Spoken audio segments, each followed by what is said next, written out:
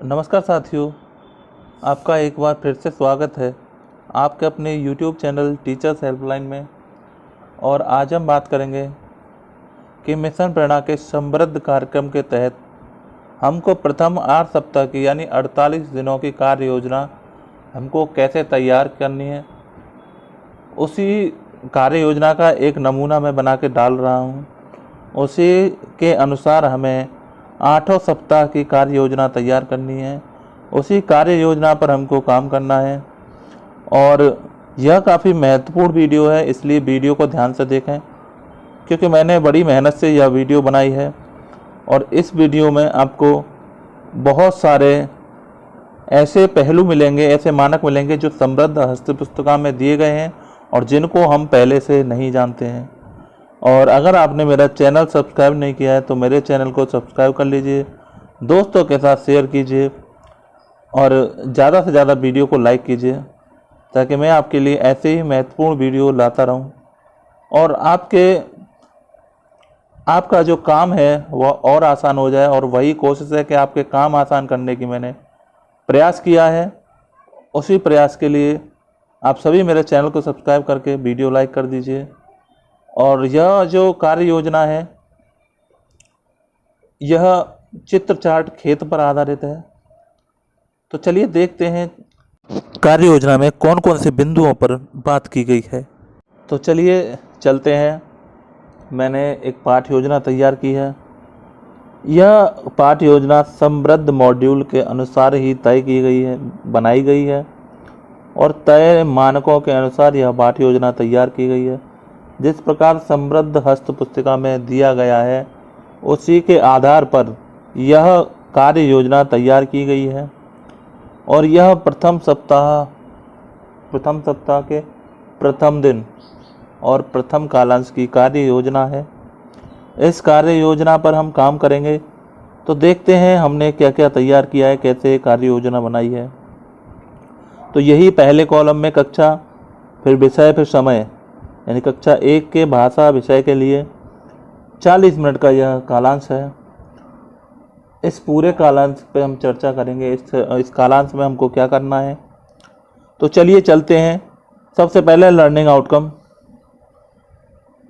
अब समय इतना कम है कि 14 लर्निंग आउटकम्स पर काम नहीं हो सकता, इसलिए समृद्ध हस्त पुस्तिका में केवल 9 लर्निंग आउटकम दिए गए हैं और उन्हीं पर हमको काम करना है। तो बच्चे जो लर्निंग आउटकम है कि बच्चे ग्रेड 1 के स्तर की कहानियों और कविताओं का आदर्श वाचन सुनकर समझ पाएंगे। यानी बच्चों को हम कोई कहानी कविता सुनाएं, बच्चे उस पर रिएक्ट कर सकें, अपने अनुभव बता सकें, बच्चे कहानी से जुड़ सकें। सबसे जो मुख्य काम है बच्चों को सहज करना, बच्चों को अपनी जो हमने जो कहानी सुनाई उस कहानी के साथ जोड़ना, रिलेट करना और बच्चे उसके साथ अपने पुराने अनुभवों को बता सकें। तो कुल मिलाकर पहला जो कालांश रहेगा वह मौखिक अभिव्यक्ति के विकास का रहेगा। और जो सहज पुस्तिकाएं बनाई हैं वो भी कहानी कविताओं के लिए बनाई हैं, लेकिन यहाँ पर हम जो चार्ट मिलेंगे उस चार्ट पर चर्चा करनी है और चार्ट पर ही काम करना है। उसी जो चार्ट में विषय चार्ट है उस चार्ट के एक खेत टॉपिक है, उस टॉपिक पर यह कार्य योजना बनाई गई है। तो लर्निंग आउटकम है कि बच्चे ग्रेड 1 के स्तर की कहानियों और कविताओं का आदर्श वाचन सुनकर समझ पाएंगे। प्रकरण है चित्र चार्ट पर चर्चा। सीखने सिखाने की सामग्री है चित्र चार्ट खेत, यानी खेत के लिए जो खेत का चार्ट मिला है हमें बहुत सारे चार्ट मिलेंगे। हमको जो खेत का चार्ट मिला है उस चार्ट पर आधारित यह कार्य योजना तैयार की गई है। और वस्तुतः हमें विद्यालय खुलने से कुछ दिन पहले हमारे पास कुछ न कुछ कार्य योजनाएं तैयार होनी चाहिए, जिससे हम जैसे ही विद्यालय खुले हम सीधे कार्य योजनाओं पर काम कर सकें और अलग से हमारा वक्त जाया ना हो। इसलिए यह कार्य योजनाएं हम तैयार कर सकते हैं। तो इसमें सीखने सिखाने की सामग्री चित्र चार्ट खेत हो गया। इसके बाद आते हैं क्रम संख्या, चरण, समय व आकलन के तरीके, यानी चरण हम क्या क्या प्रोसेस फॉलो करेंगे इस कार्य योजना के अंदर, समय कितना समय देंगे अपने चरणों को पूरा करने में, उसके बाद आकलन के तरीके। उसके बाद चलते हैं शिक्षण के आरंभ में, यानी हमको क्लास में जाते ही क्या करना है, इस टॉपिक पर बात करेंगे। हमें सबसे पहले जाते ही माहौल को सहज बनाने की कोशिश करनी है, बच्चों से जुड़ना है, ताकि बच्चे कलेक्टिव वे में अपना कोई भी प्रतिक्रिया दे सकें या हमको सुन सकें। तो बच्चों को खुद से जोड़ना सबसे पहला काम यही होता है। तो कक्षा में अनुकूल वातावरण बनाने की विधियां हैं कुछ। शिक्षक कछुआ और खरगोश नामक कहानी का पूरे हाव भाव के साथ वाचन करेंगे। आधारशिला क्रियान्वयन संदर्भ का भाग 4 पेज 67 पर यह जो कछुआ और खरगोश नामक कहानी दी हुई है, वहाँ से देखकर या वैसे भी सभी को याद होगी है। तो ये कहानी को हमें क्लास में सुनाना है और बच्चों को अपने से जोड़ना है। और कहानी सुनाकर कहानी के आधार पर हमें बच्चों से कौन कौन से प्रश्न पूछने हैं, वह प्रश्न नीचे दिए गए हैं। पहला प्रश्न है, अगर खरगोश पेड़ के नीचे लेटकर आराम नहीं करता तो कौन जीतता। या हम ये भी कर सकते हैं क्वेश्चन के, खरगोश और कछुए में से कौन तेज भागता है। बच्चे तुरंत बता सकते हैं। अगला है, खरगोश ने आराम करने का क्यों सोचा। अगला है, अगर आप खरगोश होते तो क्या करते। या बहुत सारे क्वेश्चन हो सकते हैं, जैसे आप कछुआ होते तो क्या करते। आगे चलते हैं। अब जब बच्चे सहज हो जाए उसके बाद शिक्षण के दौरान हमें क्या क्या करना है। तो शिक्षण के दौरान हमें चित्र चार्ट खेत पर चर्चा करनी है और बच्चों को एक गोले में बिठाकर बीच में बैठकर या टेबल पर चार्ट रख सकते हैं, बच्चों को आसपास खड़ा कर सकते हैं, कैसे भी कर सकते हैं। और बच्चों को चित्र दिखाते हुए निम्नलिखित प्रश्न पूछने हैं। बच्चों को पहले एक बार चार्ट दिखाना है, काफ़ी अच्छे से बच्चे देख लें पहले पूरा चार्ट। उसके बाद बच्चों को चार्ट में से निम्नलिखित प्रश्न पूछने हैं। पहला प्रश्न है, इस चित्र में आपको क्या क्या दिख रहा है।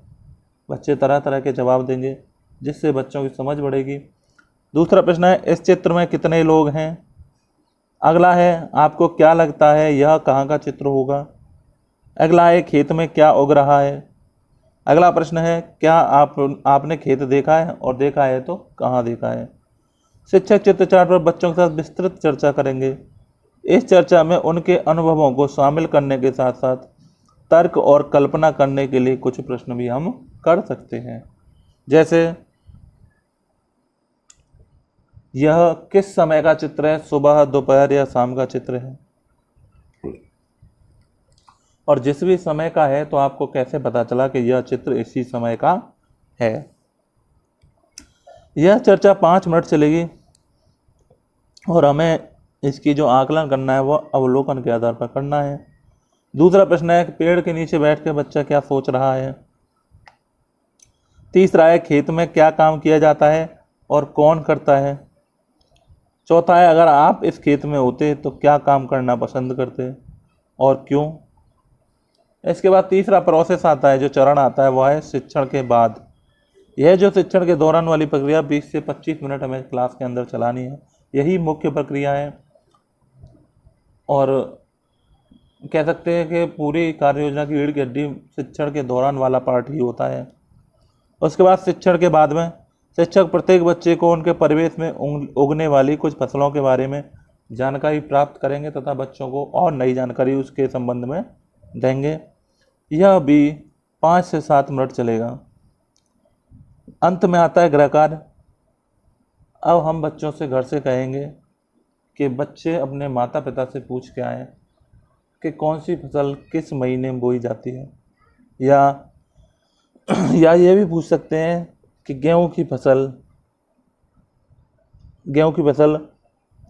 किस मौसम में उगाई जाती है, किस मौसम में बोई जाती है। यह सारे क्वेश्चन हम पूछ सकते हैं। धान की फसल के बारे में पूछ सकते हैं। तो यही कार्य योजना थी जो मैंने तैयार की थी। इस कार्य योजना में उम्मीद है आपके सारे डाउट्स क्लियर हो गए होंगे और इसी आधार पर आपको सारी कार्य योजनाएं बनानी हैं और सारी कार्य योजनाएं इसी आधार पर बनाकर अगले 8 सप्ताह तक हमें कार्य योजना इसी अनुसार बनानी है। और अगर आपको वीडियो अच्छा लगा हो तो दोस्तों के साथ शेयर कर दीजिएगा, दोस्तों के साथ शेयर कीजिए और मेरे चैनल को सब्सक्राइब कीजिए। अगर आपने चैनल सब्सक्राइब नहीं किया तो ज़रूर कीजिए। आपको टीचर्स के लिए बहुत महत्वपूर्ण वीडियो यहाँ पर मिलते रहेंगे। यह पहला भाग था। अब दूसरे तीसरे कालांश का जो मैटर रहेगा, दूसरे तीसरे कालांश की कार्य योजना, वह भी हम तैयार करेंगे और जल्दी आपके साथ वह कार्य योजना लेकर हम आएंगे। इसलिए मेरे चैनल से जुड़े रहें, आपको बहुत उपयोगी और महत्वपूर्ण वीडियो मेरे चैनल पर मिलेंगे।